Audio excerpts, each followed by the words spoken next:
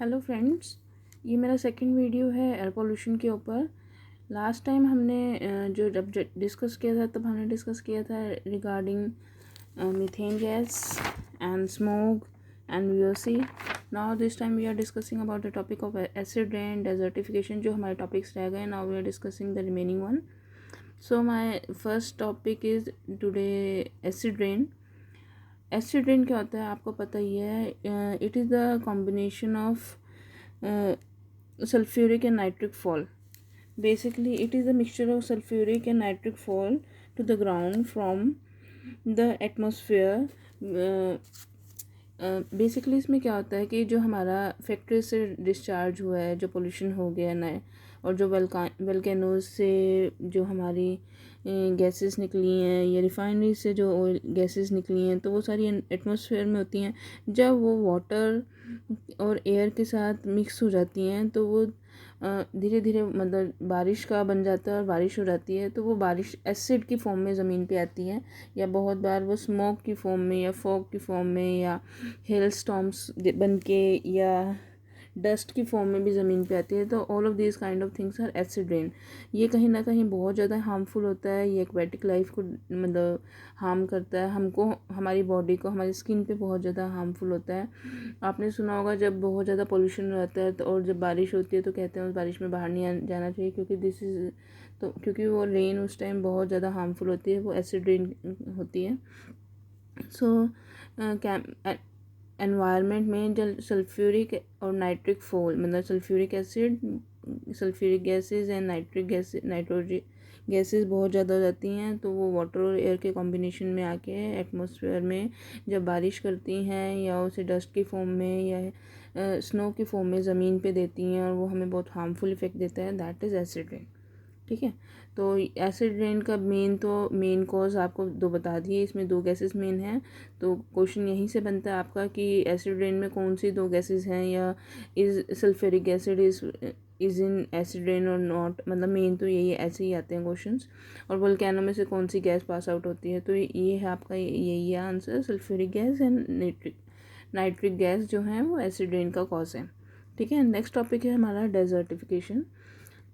Desertification क्या होता है? When there is a conversion of fertile land into the non fertile land. मैंने आपको यहाँ सिंपलेस्ट फॉर्म में लिखा हुआ है। मतलब जब हम उपजाऊ भूमि को अनउपजाऊ भूमि में कन्वर्ट कर देते हैं, मतलब अच्छी खासी उपजाऊ थी लेकिन बाद में वो बंजर बनने लग जाती है और उस पर खेती करना सब बहुत मुश्किल हो जाता है और नॉन फर्टाइल हो जाती है, वो डेजर्टिफिकेशन की स्टेज आ जाती है। ये कहीं ना कहीं एक सॉइल पोल्यूशन का कहीं और एयर पोल्यूशन की वजह से आजकल बहुत कॉमन होता जा रहा है। ये प्रॉब्लम मोस्टली अफ्रीका के वहाँ पे कंट्री में बहुत ज़्यादा है और मैक्सिमम रिस्क इसका बहुत ज़्यादा हो गया अफ्रीका में। नेक्स्ट जो ये सारे topic examination point of view से मैं कर रही हूँ, जो मेन टॉपिक्स उठाए हैं, तो उतना ही पोर्शन कर रही हूँ जितना थोड़ा इम्पोर्टेंट है आपको समझाने के लिए। अगर आप इसके थोड़ा आगे फॉरवर्ड होके थोड़ा और पढ़ना चाहते हैं तो आप गो थ्रू कर सकते हैं इन टॉपिक्स को। मैं एक आपके माइंड में एक टॉपिक डाल रही हूँ कि ये टॉपिक्स आते हैं, तो आप गो थ्रू भी कर सकते हैं इनको डीपली विकीपीडिया पे जाके या गूगल पे जाके। नेक्स्ट है ट्रोपोस्फेरिक ओजोन। ये क्या होता है? बेसिकली क्या होता है, जो हमारी सरफेस में 5 लेयर्स होती हैं, ओजोन लेयर्स, और हमारे एटमॉस्फेयर को 5 लेयर्स में डिवाइड किया हुआ है। जो सबसे नीचे जो लेयर होती है वो होती है ट्रोपोस्फेयर। ट्रोपोस्फेयर होती है हमारी यहाँ मतलब जो अर्थ है, अर्थ में नीचे से लेके 10 to 12 और 14 किलोमीटर्स तक ये जो सरफेस एरिया होता है, जिसमें हमारे डोमेस्टिक प्लेन्स या हमारी गैसेस मूव करती हैं। 90% गैसेस हमारी इसी एरिया में मूव करती हैं। तो ये जो सरफेस एरिया होता है ये होता है ट्रोपोस्फेयर। इसके ऊपर जो एरिया होता है ये बीच में फिर बाद में जो ओजोन लेयर आती है, वो ओजोन लेयर हमारी ट्रोपोस्फियर और स्फीयर के बीच में आती है। तो इसके बीच में ओजोन लेयर आ जाती है। इसके ऊपर का मतलब जो 14 से ऊपर का एरिया 50 किलोमीटर्स तक ऊपर तक चले जाओ तो ये हमारा स्ट्रेटोस्फीयर के अंदर आता है। इसके ऊपर 50 से 80 किलोमीटर के अंदर हमारा जो एरिया आता है वो हमारा फिर मेसोस्फीयर के अंदर आता है। फिर 80 से 700 किलोमीटर्स के अंदर जो एरिया आता है वो थर्मोस्फीयर होता है।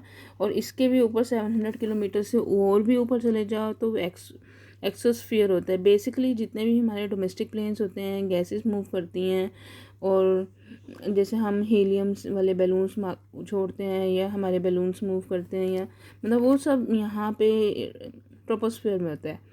स्ट्रेटोस्फीयर में बेसिकली हमारी ओजोन लेयर होती है जो अल्ट्रावायलेट रेडिएशंस को रोकती हैं और मतलब एक अच्छी धूप हमें देते हैं ताकि वो लेयर्स यहाँ पे हो जाए, मतलब वो यहाँ पे होता है। यहाँ पे इंटरनेशनल फ़्लाइट्स मूव करती हैं मोस्ट ऑफ टाइम्स। देन आ जाता है मेसोस्फीयर। मेसोस्फीयर में हमारी जो ये जो स्टार्स वगैरह की स्टडी करते हैं, मेट्रोलॉजिकल जो स्टडी करते हैं, वो इधर आ जाती है एरिया में। और इन थर्मोस्फीयर एक्सोस्फीयर में बेसिकली हमारी सैटेलाइट्स मूव करती हैं, और जो हम स्पेसशिप्स छोड़ते हैं वो इस एरिया में आते हैं, इस वाले अपर वाले एरिया में। तो बेसिकली इसमें सिर्फ ये क्वेश्चन ऐसे ही बनता है कि ट्रोपोस्फियर कौन सी लेयर है अर्थ की, या स्ट्रेटोस्फियर कौन सी है, या मेसोस्फियर कौन सी है। तो आपको इससे आइडेंटिफाई कर सकते हैं कि सबसे नीचे ट्रोपोस्फियर होती है, then stratosphere, then mesosphere, then thermosphere, then exosphere. These are the 5 layers of ozone. ठीक है। Now the next topic is nitrogen gas. यहाँ पे मैंने जो टॉपिक लिया ना, ये बेसिकली ऐसे लिया है कि हमें ये आता है एग्ज़ाम में, जैसे नाइट्रोजन गैस से क्या होता है, या फायर सस्पेंशन में जो गैस यूज़ होती है वो कौन सी होती है, बलून्स के अंदर जो उड़ते हुए बैलून्स होते हैं उनके अंदर कौन सी गैस होती है, या वेल्डिंग जब हम करते हैं तो उसके अंदर कौन सी गैस होती है। तो ये इस तरह से हैं। तो ये टॉपिक मैंने इस हिसाब से लिए कि जैसे नाइट्रोजन गैस है, ये हमें फायर सप्रेशन में यूज़ करते हैं, जैसे आग बुझाने के लिए हम ये यूज़ करते हैं। हीलियम कहाँ होती है, बैलून्स में, मेडिकल फैसिलिटी में हीलियम गैस यूज़ होती है। नेक्स्ट है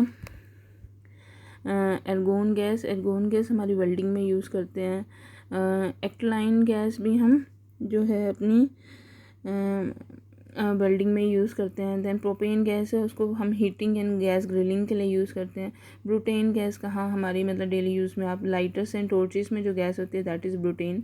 एंड नाइट्रोस ऑक्साइड आपको जो एनेस्थीसिया हमें मिलता है मतलब उसमें, और लाफिंग गैस जो सबसे बड़ा एग्जांपल है, आपने बहुत सारी मूवीज़ में भी देखा होगा कि वो जो होता है वो नाइट्रोसियस गैस ऑक्साइड होती है आपकी, तो उस गैस की वजह से मतलब सब ऐसे हंसने लग जाते हैं। तो ये होता है।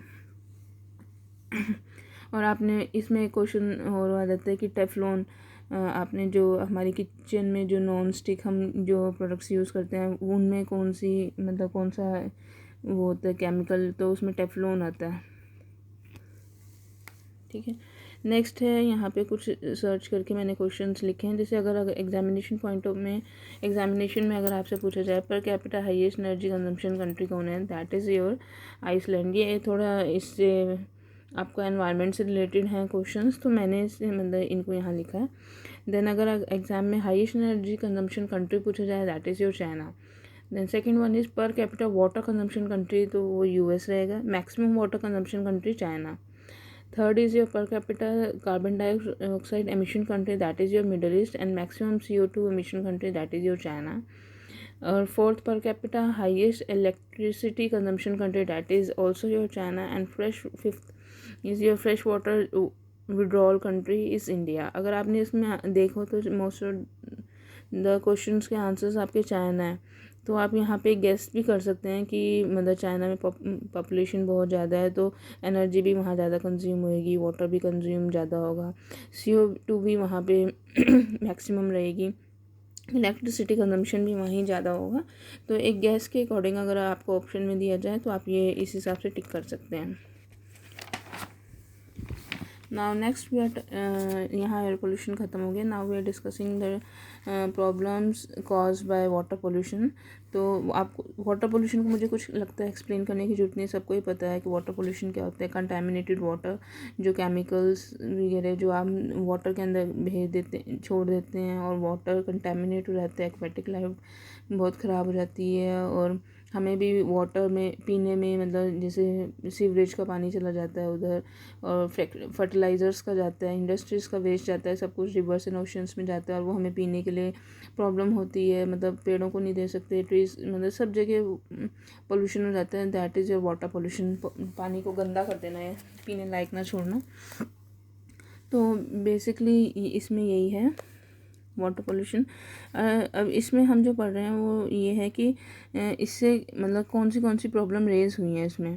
तो फर्स्ट हम पढ़ रहे हैं arsenic contamination. Arsenic contamination basically क्या है कि हमने अर्थ की क्रस्ट को डिग करके बिल्कुल ग्राउंड वाटर लेवल अंदर तक निकाल दिया, और जो नेचुरल अकरिंग वाटर था मतलब वो कहीं ना कहीं अब ख़त्म हो रहा है। तो अंदर जो डीपर लेवल जो था ना अर्थ का क्रस्ट से, तो वहाँ से अब आर्सेनिक निकलने लग गया है। तो वो पानी में मिक्स होके हमारी बॉडी में, हम जब पीते हैं उसको, तो हमारी बॉडी में आने लग गया है। तो ये वो प्रॉब्लम है। दिस इज़ द, मैंने यहाँ लिखा भी है, this is the form of ground level pollution which often due to the natural occurring.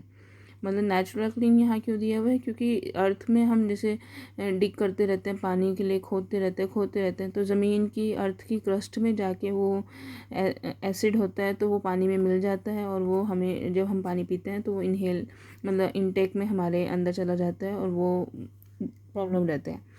तो higher concentration of arsenic is the deeper level of ground water. वही है कि पानी हमने कहीं ना कहीं इरिगेशन प्रोसेस में, ड्रिंकिंग प्रोसेस में, इंडस्ट्रियल प्रोसेस में, और मतलब सब जगह इतना ज़्यादा यूज़ कर लिया, ओवर यूज़ कर लिया। आगे वाली जनरेशन के लिए हम कुछ छोड़ ही नहीं रहे हैं, अभी इतना कंटेमिनेट कर दिया है, और कहीं ना कहीं अर्थ की क्रस्ट तक जा रहे हैं, और वो हमारी जो केमिकल्स हैं वो अब मतलब जो हमें नहीं भी खाने चाहिए वो भी हमें बॉडी में जा रहे हैं। तो this is the main problem.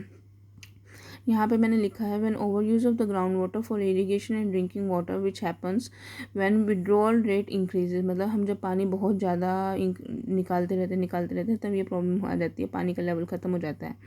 तो ये क्या है कि बेसिकली ये प्रॉब्लम आजकल यूपी में बहुत ज़्यादा हो गई है। यूपी में 70% जो वाटर है वो कंटेमिनेट हो चुका है। तो यूपी गवर्नमेंट इससे रिलेटेड अभी यूजीसी नेट में जो क्वेश्चन हुआ था, एग्ज़ाम हुआ था, तो उसमें भी क्वेश्चन आया था कि कौन सी कंट्री मतलब कौन सा स्टेट मतलब वाटर कंटेमिनेशन के लिए आगे बढ़ के काम कर रहा है और उसको प्रॉब्लम को कम कर रहा है। तो डैट वो था यूपी। क्यों? वो इसी प्रॉब्लम की वजह से है, क्योंकि यूपी में आर्सेनिक कंटेमिनेशन मैक्सिमम हो गया है। 70% वहाँ के लोग जो पानी पी रहे हैं वो कंटेमिनेटेड है, वो उनको पता नहीं है। लेकिन धीरे धीरे ये प्रॉब्लम वहाँ बहुत ज़्यादा हो गई है। ये इस हमारे नॉर्थ ईस्ट साइड पे ये थोड़ी प्रॉब्लम ज़्यादा है। इंडिया के मैप के अकॉर्डिंग देखा तो उधर ज़्यादा हो रही है, वेस्ट बंगाल, झारखंड, बिहार, मतलब इस लाइन में ये प्रॉब्लम ज़्यादा हो रही है। असम, मणिपुर, छत्तीसगढ़ और ये पंजाब, हरियाणा में अभी इसको कम है ये प्रॉब्लम, 0.04 और 0.09 कुछ ऐसे % में है। लेकिन ये है कि do not do the over wastage of your water and over use of your water. अब आर्सेनिक कंटेमिनेशन से हमें होता क्या है, इससे हमें स्किन प्रॉब्लम हो जाती है, ब्लैडर ख़राब हो जाता है, हमारा kidney, lung, diabetes, hypertension, reproductive मतलब सारी प्रॉब्लम इससे होती है। तो this is the main problem मतलब आजकल जो हमारी यहाँ पे सर्वाइव कर रही है। देन मैंने यहाँ पे बस एक छोटा सा वैसे ही लिया है कि अनट्रीटेड सीवरेज के बारे में आपको पढ़ना चाहिए। अनट्रीटेड सीवरेज आपको पता होना चाहिए क्या होते हैं।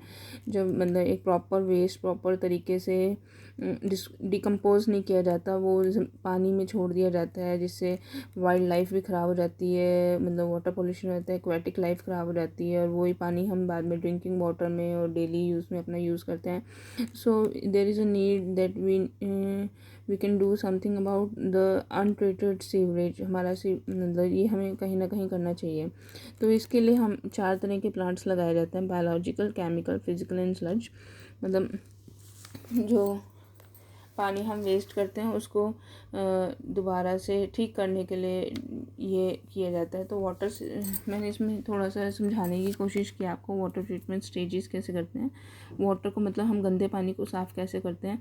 अगर आपको बहुत पुराने टाइम में याद हो तो हमारी बुक्स में आता था, NCERT की बुक्स में बेसिकली कि एक मटका रखा जाता था और उसके अंदर जैसे कुछ बजरियाँ डाल दी जाती थी, रेत डाल दिया जाता था और पानी को ऊपर से डाला जाता था, और मतलब फिर वो धीरे धीरे छन के नीचे से निकलता था, बूंद बूंद करके टपकता था, तो वो साफ़ हो जाता था। ये this is also the kind of same thing.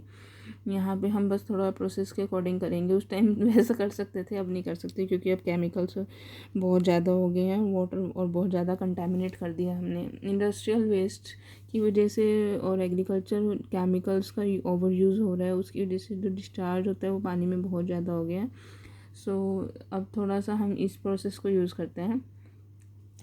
पहले पानी को कलेक्ट करते हैं, collection, then screening and straining, मतलब पानी को छानना और गंदा पानी रोकना, और थोड़ा जो पानी पानी है मतलब पानी में जो कूड़ा है उसको रोकना और पानी आगे भेज देना। देन उसमें केमिकल एडिशन करते हैं। देन हम कोगुलेशन करते हैं, मतलब इसमें हम मतलब उसमें थोड़ा छानते हैं, उसको रोकते हैं, गंदे जो कूड़ा है उसको रोकते हैं, फिर बाद में और जो साफ़ पानी है उसको आगे जाने देते हैं। फिर सेडिमेंटेशन का होता है, देन फिल्ट्रेशन, देन डिसइंफेक्ट करते हैं, देन स्टोर करते हैं, देन बाद में उसी पानी को हम डिस्ट्रीब्यूट करते हैं। This is the simple procedure of this, 9 steps are there. तो आप सिर्फ एक उसको पढ़ सकते हो। आपको समझाने के लिए, मतलब वैसे ये आता नहीं है, पर मैंने एक समझाने के लिए थोड़ा सा मैप बना के दिखाया है कि वाटर ट्रीटमेंट स्टेजेस आपकी ये हैं। इसमें तो मैंने मतलब बस एक यही टॉपिक लिया है कि जो हमारा वाटर कंटामिनेशन हो रहा है या तो उसको कम करने के लिए गवर्नमेंट क्या ही कर रही है। तो इसमें ये है कि जो ड्रेनेज सिस्टम है उसको ठीक किया जाए, और बेसिकली क्या हो रहा है कि जो इंडस्ट्रियल वेस्ट का जो रेडियो एक्टिव जो होते हैं, मतलब हम वो तो ठीक कर सकते हैं, जो सीवरेज में जैसे केमिकल वेस्ट जाता है आपका वो थोड़ा बहुत कर लेते हैं, लेकिन रेडियो एक्टिव वेस्ट को कैसे किया जाए ठीक, तो वहाँ कहीं ना कहीं हम सैंड्स का यूज़ कर रहे हैं सॉलिड वेस्ट उनको ठीक करने के लिए। तो मैंने बस एक छोटा सा टॉपिक ऐसे ही लिया वो बीच में। Next is your eutrophication. पानी में एक प्रॉब्लम बहुत ज़्यादा हो रही है यूट्रोफिकेशन की। आपने देखा होगा कि जब हम पानी होता है, पानी वहाँ पड़ा रहता है, जैसे आप रिवर्स वगैरह में, पॉन्ड्स में आपने देखा होगा धीरे धीरे करके वहाँ काई जमने लग जाती है। काई के नीचे जो एक्वेटिक लाइफ है वो कहीं ना कहीं डिस्टर्ब हो जाती है। तो वो जो प्रोसेस होता है सारा, वो यूट्रोफिकेशन आता है। बेसिकली इसमें क्या होता है, मैंने लिखा भी है देखो, gradual increase in the concentration of phosphorus, nitrogen and other plants nutrients in aging aquatic ecosystem। Basically इसमें यही होता है कि जो जैसे जो जो स्टॉक्ड वाटर होता है उसके अंदर धीरे धीरे करके फास्फोरस और नाइट्रोजन का जो अमाउंट है वो धीरे धीरे इंक्रीज़ होने लग जाता है, और जो ऑक्सीजन होती है ऑक्सीजन धीरे धीरे कम होने लग जाती है। जैसे बेसिकली आप फंगस से इसको समझ सकते हैं। जैसे फंगस है तो फंगस बढ़ती जाएगी, फास्फोरस और नाइट्रोजन की वजह से होती है, वो बढ़ती जाएगी, तो वो ऑक्सीजन को कहीं ना कहीं ख़त्म करती रहेगी। जब ऑक्सीजन ख़त्म करती रहेगी तो उस एरिया में, मतलब उस पॉन्ड में या उस लिमिटेड एरिया में जहाँ पे वो है, उधर जो नीचे प्लांट्स हैं, जो एक्वेटिक इकोसिस्टम है, मतलब जो प्लांट्स हैं एंड या फिशेस हैं, मतलब जो भी हमारे एक्वेटिक एनिमल्स हैं तो वो कहीं ना कहीं इफेक्ट होते हैं और वो मरने लग जाते हैं। तो ये सारा जो प्रोसेस होता है इसको हम यूट्रोफिकेशन कहते हैं। ठीक है, आई होप इस आपको समझ आ गया हो। देन नेक्स्ट प्रॉब्लम जो वाटर पोल्यूशन की वजह से राइज होती है, that is your blue baby syndrome. Basically इस प्रॉब्लम में क्या हुआ था मैं बताती हूँ। इसमें क्या हुआ था कि कंटेमिनेटेड वाटर जो आ रहा था रूरल एरिया में, बेसिकली ये प्रॉब्लम ज़्यादा हुई थी, अफ्रीकन कंट्रीज़ में ज़्यादा हुई थी बेसिकली उधर के साइड। तो रूरल एरियाज़ में जो पानी आ रहा था वो कंटेमिनेटेड था, तो उसको ठीक से साफ़ नहीं किया गया था और वो इनटेक कर रहे थे वहाँ के लोग।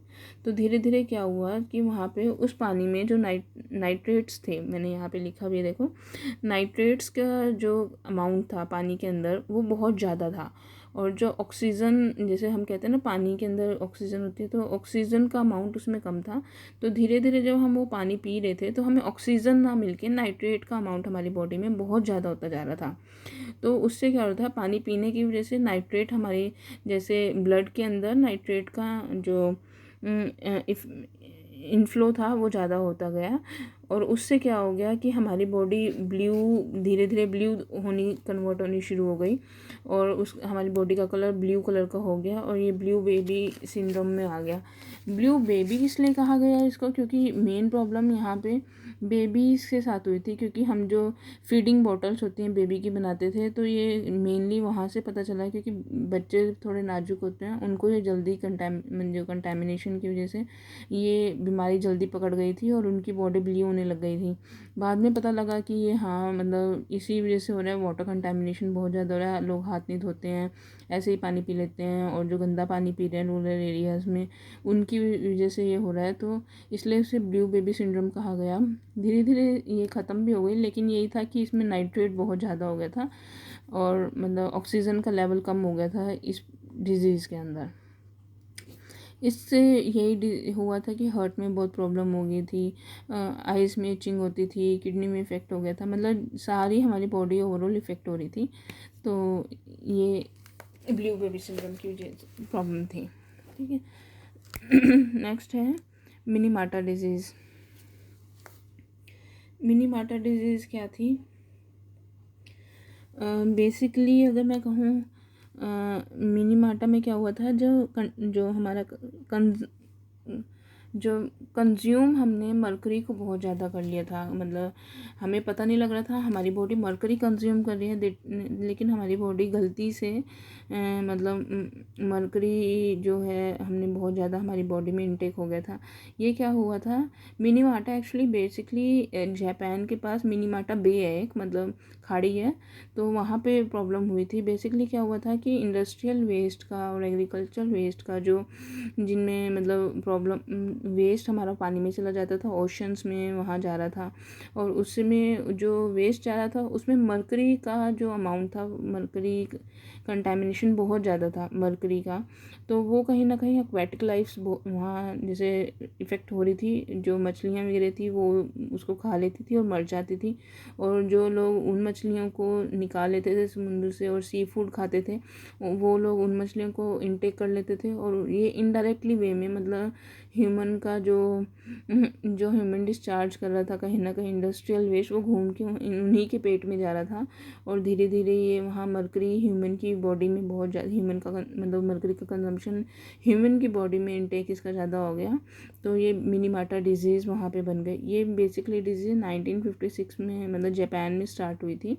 और इसमें काफ़ी नुकसान हुआ था, बहुत लोग मरे थे। फिर बाद में धीरे धीरे डायग्नोज किया गया और पता लगा था कि mercury is a very poisoning thing when you eat this, तो ये इसी वजह से इसको मिनीमाटा डिजीज़ का नाम दिया गया। उस बे में गई, मिनीमाटा बे में गई थी। तो इसमें बेसिकली इफेक्ट क्या होता है, numbness in your hands and feets and muscles weakness and vision problem आपको हो जाती है, damage in your hearing and speech, these are the problem arised by Minamata disease. Next is your lead poisoning. Lead poisoning में क्या हुआ था, इसमें ना ये भी इस ऐसी सी थी, इसमें मतलब यहाँ पे मिनीमाटा में आपने मरकरी कंजम्पशन ज़्यादा हुआ था, लेड पॉइजनिंग में लेड की पॉइजनिंग ज़्यादा हो गई थी बॉडी के अंदर। तो ये क्या हुआ था, ये हमारी मतलब 17 से 18th सेंचुरी के बीच में ये ज़्यादा प्रॉब्लम राइज हुई थी। तो इसमें क्या था कि जो हम एप्पल सिडार यूज़ करते हैं ना, तो एप्पल सिडार के अंदर ना एप्पल सिडार जूस आता था एक उस टाइम में, मतलब तो वहाँ पे क्या होता था कि एप्पल सिडार मतलब के अंदर ना लेड का यूज़ हो रहा था, लेकिन कंपनी क्लेम कर रही थी कि नहीं हो रहा इतना ज़्यादा कि, और लोगों को ना एब्डोमिनल पेन और वॉमिटिंग और हेडेक और मतलब थोड़ा ब्लड प्रेशर की प्रॉब्लम और कुछ को किडनीज़ की प्रॉब्लम ये सब हो रही थी। पर बहुत सारी मतलब उधर जो कंपनीज थी वो इस चीज़ को डिनाई कर रही थी। तो उस टाइम क्या हुआ कि एक डॉक्टर जॉर्ज बेकर आए थे जिन्होंने ये डिस्कवर किया कि ये कहीं ना कहीं जो लेड पॉइजनिंग मतलब जो लेड पॉइजनिंग से जो सिम्टम्स आते हैं और जो एप्पल सिडार को इनटेक करने से जो जूस को इनटेक कर रहे हैं उनको जो सिम्टम्स आ रहे हैं बोथ आर सेम। तो धीरे धीरे करके एप्पल सिडार जूस को पहले बिल्कुल ख़त्म किया गया और जब वो ख़त्म किया तो कहीं ना कहीं ये लेड पॉइजनिंग की प्रॉब्लम भी ऑटोमेटिक उस कंट्री में से ख़त्म हो गई थी।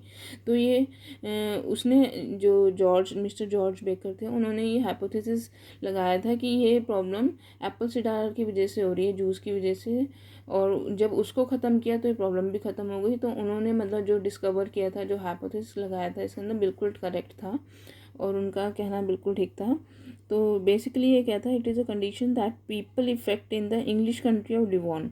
मतलब इंग्लिश कंट्री में एक डिवॉन था मतलब एरिया, तो उधर मतलब डिवॉन कॉलिक, मैंने देखो लिखा भी है ऐसे, कि उससे पहले जब हमें पता नहीं लगा था ये लेड पॉइजनिंग है, उससे पहले इस प्रॉब्लम को बोलते थे डिवॉन कॉलिक। मतलब डिवॉन उस एरिया का नाम था, और पेट, सबको पेट में दर्द रहता था तो इसको डिवॉन कॉलिक कहने लग गए थे। लेकिन बाद में पता लगा था this is not Devon colic, this is basically because of the lead poisoning, over use of lead poisoning. तो अगर आपने देखो अभी थोड़ा टाइम पहले मैगी भी इंडिया में बैन हो गई थी, तो मैगी में भी यही निकला था कि जो लेड का जो अमाउंट है, मतलब जितना होना चाहिए उससे ओवर यूज़ कर रही है कंपनी टेस्ट को इंक्रीज़ करने के लिए, तो इसलिए यहाँ बैन हो गए थे। देन नेक्स्ट है आपका डायसेंट्री। इसमें मतलब ये भी वाटर से रिलेटेड ही पोल्यूशन प्रॉब्लम है। इसमें बेसिकली बस यही है कि एब्डोमिनल क्रैम्प्स होते हैं और नॉइज़िया वॉमिटिंग की प्रॉब्लम हो जाती है। मैंने इनको मतलब बस एक शॉर्ट फॉर्म में दिया है। देन एक और प्रॉब्लम अराइज हुई थी ट्राचोमा, ये आइज़ इन्फेक्शन था, मतलब जो वाटर पोल्यूशन की वजह से ही हुआ था। ठीक है, नेक्स्ट जो यहाँ पे मेन है वो है शिस्टोसोमायरोसिस। ये एक वाटर पोल्यूशन से ही एक प्रॉब्लम अराइज हुई थी। इसमें क्या हुआ था कि मैंने यहाँ लिखा है, caused by the worm that are spread by the fresh water and snail living in the water polluted water. इसको हमने कहीं ना कहीं इसको स्नेल फीवर के नाम से भी इसको कहा था। इसमें क्या हुआ था, मैं आपको एक शॉर्ट फॉर्म में बताती हूँ कि बहुत छोटे छोटे और बहुत बारीक से पैरासाइट्स होते हैं पानी के अंदर। तो जब आप पानी को इनटेक करते हो या हाथ मुँह धोते हो या नहाते हो, तो क्या करते थे, तो एक्यूट और क्रॉनिक पैरासाइट्स जो होते थे ना, वो आपकी बॉडी के अंदर चले जाते थे और वो स्किन के अंदर से भी आपके अंदर से फ्लो करके पैरासाइट्स मतलब जाके आपके ब्लड स्टेम्स जो होती थी उनमें चले जाते थे, और ब्लड स्टेम से मूव करके वो आपके इंटेस्टाइन्स और जो लीवर है, किडनी है, उसमें मूव करने लग जाते थे। तो इससे मेनली जो आपका जो लीवर पे ज़्यादा इफेक्ट हो रहा था इसकी वजह से। तो इसमें क्या हो रहा था कि लीवर ना फिर ठीक से पास आउट नहीं हो रहा था, तो यूरिनरी ट्रैक्ट जो हमारा था और इंटेस्टाइन उसमें प्रॉब्लम होने लग गई थी। तो लोगों का पेट बहुत ज़्यादा बढ़ने लग गया था, मतलब पता ही नहीं चल रहा था क्या हो रहा है, और ऐसा लग रहा था जैसे पेट में गैस भर जाती है ना, और पेट में जैसे पानी भर दियो या हवा भर दी और इतना बड़ा बड़ा होने लग गया था। ये बेसिकली इसकी प्रॉब्लम, ये प्रॉब्लम होने लग गई थी, और इससे मतलब 2 लाख के करीब डेथ भी हो गई थी इस प्रॉब्लम की वजह से। तो ये बेसिकली यही था कि जो लोग हाथ ढंग से नहीं धोते हैं या कंटामिनेटेड वाटर पीते हैं या कंटामिनेटेड वाटर में नहा रहे हैं, जो रूरल एरिया में ज़्यादा प्रॉब्लम हो रही थी, तो ये प्रॉब्लम शिस्टोसोमायरोसिस वहाँ पे ज़्यादा हुई थी। मतलब इसमें यही हुआ था, द जो था आपके पैरासाइट से that penetrates the human skin to enter the blood cells, जो मैंने आपको बोला, then they migrate to your liver and the all body of your all body and the all parts of your body, and mainly the infected part is your urinary tracts and your liver। तो ये इसकी वजह से आपका liver की function ठीक नहीं होती थी, तो यूरिन ठीक से पास आउट नहीं हो पा रहा था, तो बहुत ज़्यादा मतलब मुश्किल हो रही थी। तो ये वाटर पोल्यूशन की वजह से ये प्रॉब्लम अराइज हुई थी। ठीक है, अभी हम यहाँ तक पढ़ेंगे, नेक्स्ट टाइम हम लैंड पोल्यूशन करेंगे। Thank you.